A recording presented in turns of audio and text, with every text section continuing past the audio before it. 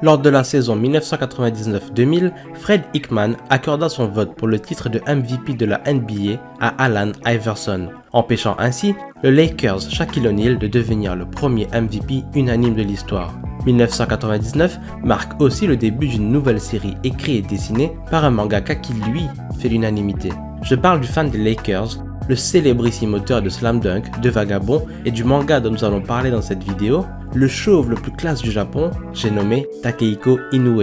Et le manga qui voit le jour cette année-là n'est autre que le poignant, le sublimissime, l'incroyable Reel.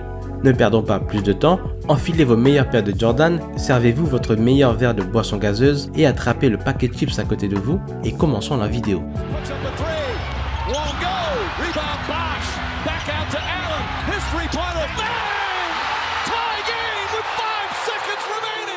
À la fin de Slam Dunk en 1996, après ce succès monumental qui a fait les beaux jours du Weekly Shonen Jump, Takehiko Nariai est parti habiter 1 an à Los Angeles. Et oui, Nariai est son vrai nom de famille, Inoue étant un nom de plume. De là, il a pu s'imprégner de ce pays, de cette ville et surtout de la NBA. 2 ans plus tard, de retour dans le pays du soleil levant, il débute la prépublication de Vagabond après avoir lu le roman La pierre et le sabre de Eiji Yoshikawa sur le conseil de son éditeur. Et finalement, en novembre 1999, il lance Reel dans le Weekly Young Jump, ce qui, pour les amoureux du ciblage éditorial, signifie que c'est un seinen. L'origine du manga n'a rien de bien exotique, si ce n'est qu'elle permet de bien montrer la passion du chauve le plus classe du Japon pour la balle orange. C'est en regardant et en découvrant le basket en fauteuil roulant à travers un reportage qu'il a adoré, qu'il s'est dit qu'il aimerait faire un manga dessus. C'est tout, rien de plus sexy à se mettre sous la dent. Le prénom de l'œuvre vient lui du fait que lors d'une présentation de ce dont parlerait le manga, Inoue ne faisait que répéter le mot Reel encore et encore. Ainsi, son éditeur proposa que ce soit le titre de son œuvre. C'est tout, rien de plus sexy à se mettre sous la dent encore. Il travaillait parfois en même temps sur Vagabond et sur Reel, et il s'est confié sur le fait que, pendant que l'œuvre qui narre les histoires du célèbre samouraï Musashi le plongeait dans des états sombres, Reel était alors son échappatoire, considérant ce dernier comme plus simple à réaliser, tandis que Vagabond avait pour but de le transcender, lui, son art et ceux qui étaient amenés à le lire. Au moment où l'on parle, le manga n'est toujours pas terminé, dû au rythme de publication particulièrement lent et aléatoire. C'était dans un premier temps dû à des soucis de santé, mais c'est désormais lié au fait qu'Inoue fait face à un mal-être créatif depuis quelques années maintenant. À l'occasion, il revient de temps en temps et publie quelques chapitres. Les derniers en date sont sortis en février 2022. Les 15 tomes que compose l'œuvre comptent pour 90 chapitres, tandis qu'il y en a 93 de sorties. Ces tomes sont disponibles en France, publiés par Kana dans une magnifique édition comprenant quelques pages couleur dans un agréable papier, une maniabilité excellente et un plaisir de lecture total. Ils sont au prix de 8,85 €, ce qui fait l'intégrale à 132,75 €. Le manga est traduit par Thibaut Desbief. Évidemment, je ne vais pas vous laisser comme ça, je vais vous offrir une anecdote sur le monsieur. La ville de Kumamoto a vu naître 2 des plus grands mangaka, Takehiko Inoue et Eiichiro Oda. Lorsque ce dernier se rendit dans une boutique de vêtements usagés, juste après avoir remporté le titre de meilleur jeune artiste du Jump et avoir été engagé par l'éditeur, il dit à l'un des commerçants qu'il veut devenir mangaka. Ce à quoi le vendeur lui répondit « Si vous faites les choses en grand, vous serez le second né ici ». Il avait l'habitude de travailler dans ce magasin même. Et il parlait évidemment d'Inoue. Puis il rajouta que lorsque le magasin n'était pas trop occupé, il se mettait à dessiner derrière la caisse enregistreuse, ne faisant absolument pas son travail. Oh c'est gonflé, oh c'est gonflé. Oh, oh maman ce shoot de temps mortel à 3 points. Tomomi Nomiya est un marginal. Bagarreur au fort tempérament, du haut de ses 18 ans, il est exclu de son lycée. Bien que passionné de la balle orange, il ne fait plus crisser le parquet et trembler l'arceau, depuis que son accident en moto a paralysé les membres inférieurs de sa passagère qu'il venait de rencontrer et qui se nomme Natsumi Yamashita. En rendant visite à cette dernière, envers qui il ressent le besoin de se racheter, il va faire la rencontre de Kiyoharu Togawa, un jeune homme qui, bien qu'amputé d'une jambe, montre une détermination sans faille lors de son entraînement de handi-basket, autrement dit, de son entraînement de basket en chaise roulante. L'absence du meneur de jeu dans l'équipe de basket du lycée a permis à Isanobu Takahashi d'émerger comme la seule star sur le terrain alors qu'il devait auparavant partager la vedette avec Tomomi. Sûr de lui, il fait partie de ceux à qui tout réussit dans la vie. Le sport, l'école, les relations amoureuses, la popularité, qu'importe le domaine, il s'en sort à merveille. Mais il est dans le même temps une exécrable personne qui en harcèle d'autres au lycée, tout en tenant un classement où il y indique, selon ses critères de réussite, qui est un déchet et qui a réussi sa vie. Reel est le récit de ces trois jeunes hommes, réunis autour d'une passion, le basket. Tomomi essaie de se reconstruire et cherche une voie dans la vie, tandis que Togawa a accepté son handicap et cherche maintenant à devenir la meilleure version de lui-même, surtout balle en main. Et enfin, Takahashi se pose une question. Pourquoi moi? Ce sont les seuls mots auxquels il peut penser quand après avoir été fauché par un camion, il perd lui-même l'usage de ses jambes.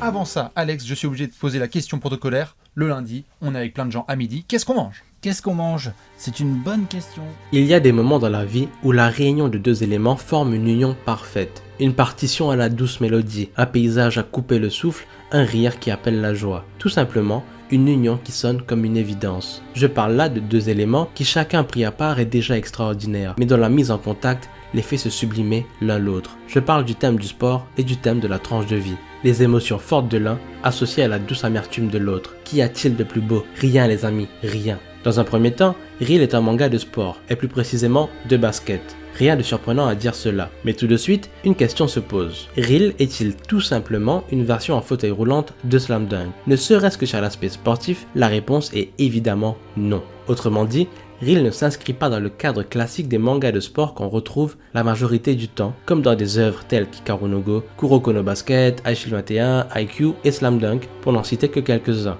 Mais qu'on s'entende bien, ce sont tous des mangas excellents, mais ils s'inscrivent dans un cadre avec lequel les auteurs jouent à leur guise, tandis que Reel sort lui complètement de ce cadre et laisse s'exprimer le sien.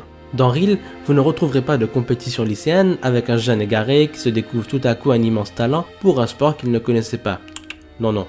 On est là dans un récit bien plus mature où le sport sert de plateforme pour exprimer autre chose, à l'image d'un ping-pong de Taiyo Matsumoto. Pour autant, Reel est un manga qui permet à Inoue de parler, à nouveau, de basket, mais sous un angle différent. L'aspect technique et tactique n'est évidemment plus le même que dans un slam dunk. On doit apprendre, parfois en même temps que les personnages, les règles et les spécificités de ce sport. Si vous n'avez jamais eu l'occasion de tester les chaises roulantes qui servent pour les pratiques sportives, laissez-moi vous dire qu'au premier contact, vous avez l'impression d'être une toupie Beyblade. D'autant plus qu'il faut réapprendre à se déplacer tout en essayant de garder sa concentration sur le jeu. C'est tout bonnement hyper impressionnant de voir ceux qui y arrivent. Et c'est là un des messages que veut faire passer le mangaka. Le sportif handicapé est lui aussi un athlète de haut niveau qu'il faut respecter, et que le plus important est de réussir à atteindre son plein potentiel, qu'importe la situation de départ, pour n'avoir sur la ligne d'arrivée aucun regret. Mais qui dit manga de sport dit forcément match et compétition. Dans ce manga, on retrouve le talent de l'artiste pour nous narrer des matchs palpitants, parfois là où on ne l'attend pas, qui nous tiennent en haleine et qui servent de terrain d'apprentissage pour nos protagonistes, autant sur le jeu que sur eux-mêmes. Comme je le disais dans l'intro, ce manga est la réunion de ce qui se fait de mieux, le sport et la tranche de vie. La thématique de l'handicap prend évidemment une place importante dans les pages parsemées d'encre par Inoue. À travers celle-ci, le mangaka cherche à exprimer particulièrement deux choses. Dans un premier temps, il communique un message d'espoir, nous disant qu'après un événement cruel où on est au plus bas, quand la joie d'attendre le lendemain est devenue un souvenir plus qu'un sentiment, que les nuits sont blanches à cause de vos sombres pensées, il nous indique qu'un réveil meilleur est possible et que des jours plus doux vous attendent. Et le deuxième point qu'il nous transmet est directement lié à celui-ci, car il nous dit que pour réussir à nous relever, accepter la main tendue permet d'y arriver plus facilement. Non, raté. Rebond pour Bachotin, il faut faire la faute tout de suite. La faute elle est faite sur Bachotin par Flo Pietrus. Exactement comme contre la Slovénie. C'est pas vrai, deux fois ça, c'est pas vrai. Shit.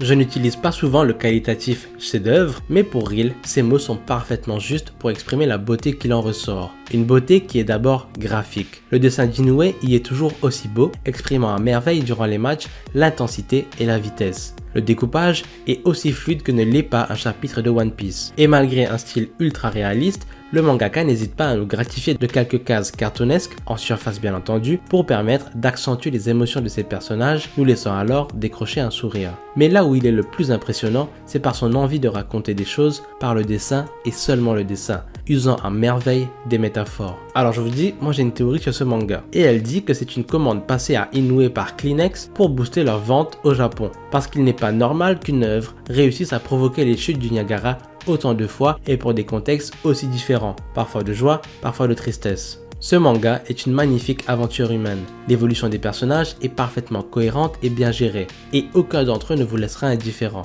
que ce soit en bien ou en mal. Les touches d'humour qui y sont apportées sont magnifiquement dosées, comme absolument tout dans cette œuvre. Alors oui, le manga n'est pas fini, mais on me dirait que le tome 15 est le dernier de la série, que je m'en contenterai parfaitement. Bien entendu, j'aimerais connaître plus l'évolution des personnages, mais les réponses apportées par le 15e tome me suffisent. Tout ça pour vous dire, ne vous arrêtez pas au fait que la série sorte à un rythme bizarre. Juste prenez vos 15 tomes et vous ferez comme tout le monde en subissant la claque que cette œuvre vous mettra. J'aimerais vous en parler plus longuement, laisser déborder mon amour pour ce manga, mais ce serait vous spoil et rien ne serait pire que ça. Alors j'espère au moins vous avoir donné envie de lire ce manga et je vous dis à la prochaine.